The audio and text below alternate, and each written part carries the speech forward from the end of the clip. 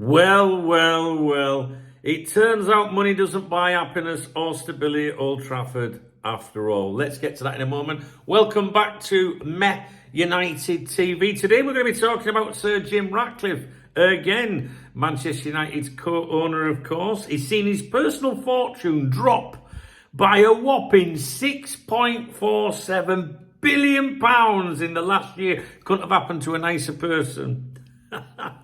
That is not a typo, by the way. That is a B for billion, not M for million. 6.47 billion, apparently. He's gone from 23.5 billion to 17 billion. I think I would handle being that poor, wouldn't you guys? And he's slipped from 4th to 7th on the UK rich list. Basically, he's dropping, faster. He's well dropping faster than the United points tally under Ruben Amorim.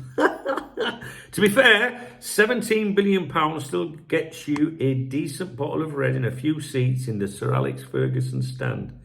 But it's not exactly the trajectory he had in mind when he went through this purchase, of course, through his Ineos empire. So they bought a 27.7% stake in Man United for about 1.25 billion.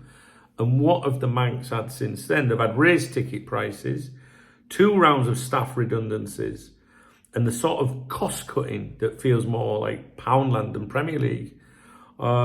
He defended it all in a BBC interview back in March, if you remember, saying United could have run out of cash by the end of the year without his unpopular decisions. And we've gone through those decisions before on here, and we've had plenty of United fans on here, expressing their disgust at him, to be honest with you. So they would have run out of cash by the end of the year without his unpopular decisions. Let that sink in. Man United, the so-called biggest club in the world, almost skint if you listen to him. But don't worry, they've still managed to dream up a new £2 billion, 100,000-seater stadium, which looks like a fucking circus, doesn't it, to be honest? Because it says here, because when you're bleeding money and barely filling the current ground, the obvious solution is to build something even bigger. So, meanwhile, looking through these different reports, it said that Ineos has been bailing out with sponsorships like a sinking ship. That apparently, I'm not a big, I'm not an expert on this stuff, but apparently they've walked away from New Zealand rugby, ditched Ben Ainsley and the sailing team, and blamed it all on, quote, cost-saving measures, which apparently is due to high energy taxes and Europe's deindustrialisation. But Sir Jim insists none of this affects Manchester United. No, of course it doesn't. No. I suppose Anthony was a bargain at £85 million as well. Let's not forget, as we speak, United are collapsed, obviously, with the league position and everything. The last chance that they've got of salvaging anything from a disastrous campaign is the Europa League fixture against Spurs. 2 clubs so allergic to silverware the trophy will probably try to escape at half time. Winner gets Champions League football, loser gets another season of Thursday night shame, and a gentle reminder from UEFA to try harder next time. So to sum it up, Sir Jim's billions are disappearing. Ineos is cutting costs everywhere, and not just at Old Trafford, where United are laying off staff and squeezing the fans.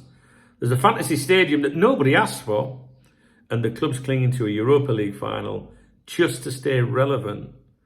But don't worry, the Glazers are still around, everything's fine. Manchester United, the richest circus in town, now with fewer clowns but much bigger tents. I honestly thought when he took over United, right, I thought they were going to be bussing the fans. I thought this was like a case of, Man United fan to buy a club, a bit like what Steve Morgan was his name, I think it was, tried to buy Liverpool many years ago. But he obviously had the dispute with David Moyes at the time. And those two just couldn't work together.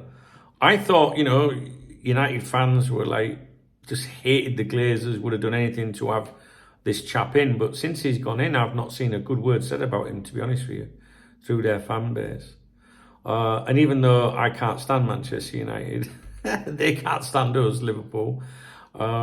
It's banter, and I still acknowledge that Manchester United is a great and very big football club. And obviously I don't want them to be successful because that could hinder the chances of my club. But I've got to be honest that when they were having, all these protests about the Glazers, I did feel for them a bit. I know my Liverpool supporting friends are like, what are you talking about? But it's just, I'm a football fan. So I don't like, this outside investment, people that don't care about football, owning football clubs just for a fucking, for shits and giggles. So I thought when Ratcliffe came in that he would, be really welcomed by the fans. But I haven't seen it. But anyway, he's, I wouldn't say he's skint on 17 billion, but losing so much money, it makes you wonder if that can affect things. I'm not really sure what the future holds for Manchester United, to be honest with you. But we will see. We will see. It'd be interesting to see what they do in the summer. I read something yesterday saying they want to keep Ruben Amorim, so we shall see. All right, guys, I'll leave it with you. If you appreciate the video, please thumbs up. Please drop me a comment. If you're one of them nasty, uncouth Manchester United supporters, don't leave me a mean message. All right, because it won't last very long on my channel.